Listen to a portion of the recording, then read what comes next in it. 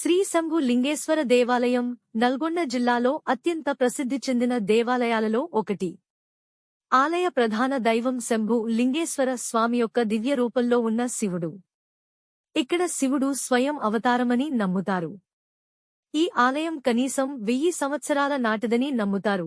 ఇది రాష్ట్రంలోని శివునికి అంకితం చేయబడిన పురాతన దేవాలయాలలో ఒకటి. ఆలయ నిర్మాణం కాకతీయ రాజవంశ వైభవాన్ని ప్రతిబింబిస్తుంది.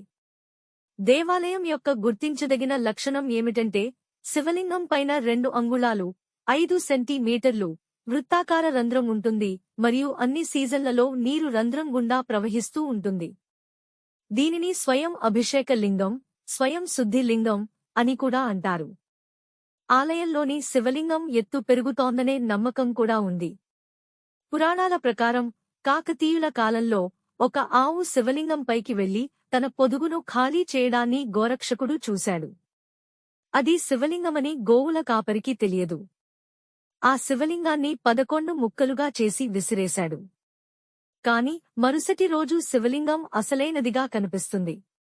ఈ విషయాలన్నీ గోరక్షకుడు స్థానిక పాలకుడికి వివరించి శివలింగం చుట్టూ ఆలయాన్ని నిర్మించాడు. ప్రతి సంవత్సరం మహాశివరాత్రి సందర్భంగా వేలాది మంది భక్తులను ఆకర్షిస్తూ కళ్యాణోత్సవం వైభవంగా నిర్వహిస్తారు.